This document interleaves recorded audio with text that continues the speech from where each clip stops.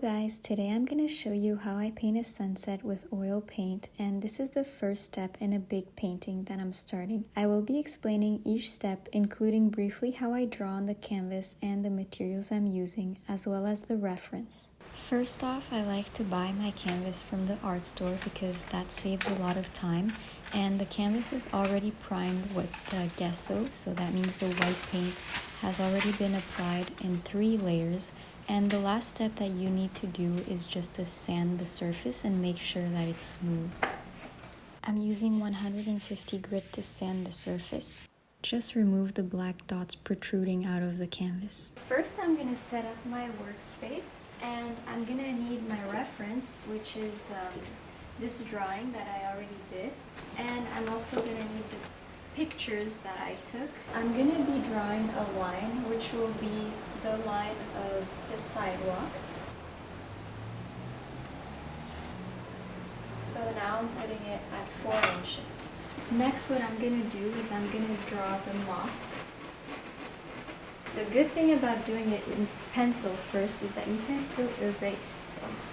Even with painting, you can paint on top of it, but it's so much more work. Whereas this, it's a lot easier to erase. Now I'm going to draw the palm tree. I think I'm going to start by drawing the carriage, and then I'm going to draw the horse. The horse's head is going to be right here.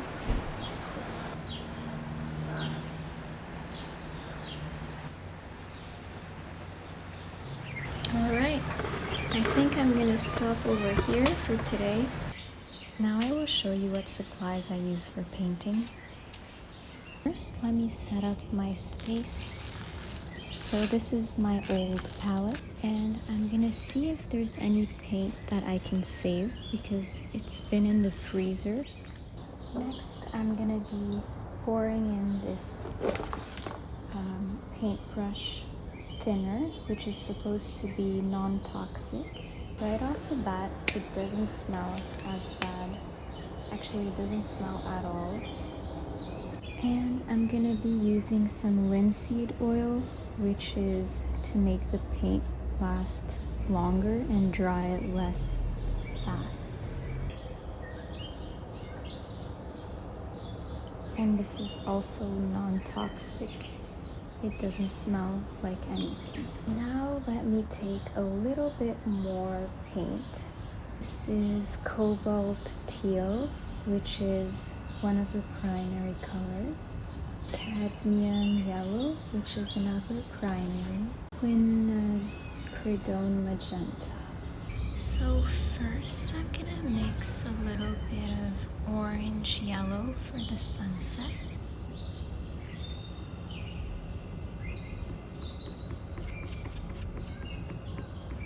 And I also mixed some blue off camera. Okay, now I've got my palette ready.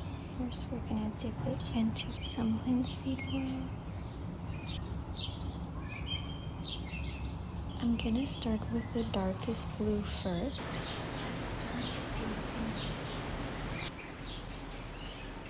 I chose to start with the darkest gray blue because it's one of the darkest colors in the sunset. And when you paint with oil, it's important to go from dark to light as much as possible. Then I go in with a lighter blue, and I gradually lighten the blue as needed on my palette by adding more white to it.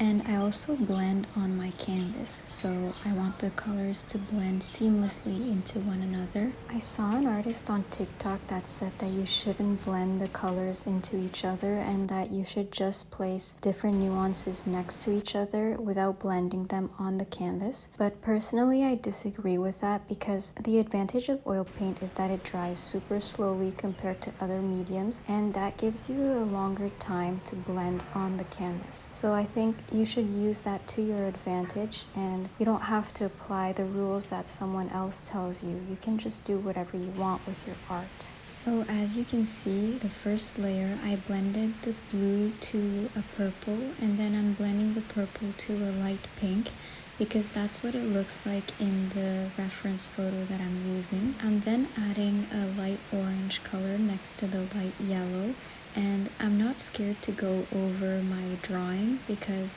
The drawing was just there as a guideline. And I would argue that it's really important to have a good reference photo.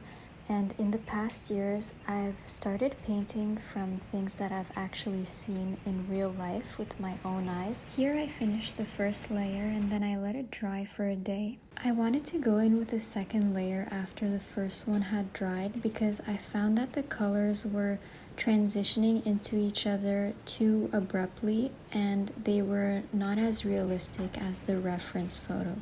Before, I used to paint from pictures that I found online, and when I was doing that, I found that my paintings were lacking realism and that translated into emotion. And that's because with a photo online, you don't know how much has been edited by a photographer and how much the colors have changed, so it really loses a lot of its essence. But when you're using your own photo, you know what it looked like in real life. I know that at first glance it may seem like I did the first layer for nothing, but actually the first layer kind of peeks through when you have a second layer going on top. So for example, here the blue was still kind of peeking through with the purple I was putting on top, and that created a special effect that I wouldn't have gotten if I just put one layer. Once I'm done with a layer, I look at it from as far away as possible and analyze it from different directions and different lightings to make sure I'm happy with it. Okay, so today guys, I'm gonna be painting the sky for the third time because every time that I have time off and I'm not filming myself, I'm looking at the painting and I'm analyzing, does it look real? Does it look like how a sunset would look in real life? And what I don't like about it is how it doesn't really blend as much over here when it goes from pinkish to purple. So I'm going to be redoing this part. And the biggest problem with what I'm seeing right now is that this here, it goes from orange to light yellow to pink. So I used to be scared to do second layer or third layer, but now I've learned that if I want, I can actually take a paper towel and like kind of erase it, which I know might not sound very professional, but you can do it if you don't like how it looks. I hope you notice how now the orange blends more organically into the yellow.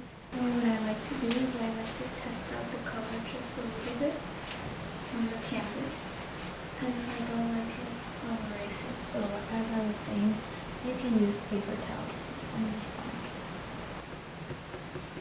Just need to blend it really smoothly, like gradually blending from the orangey pink to the light pink, and not going back to the orangey pink because then it looks like there's a problem.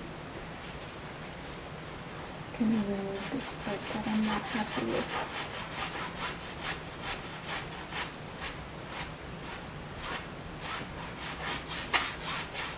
Okay, so this is the finished result. I'm really happy with how it turned out and how realistic it looks. So I'll see you guys in the next video where I start painting the mosque.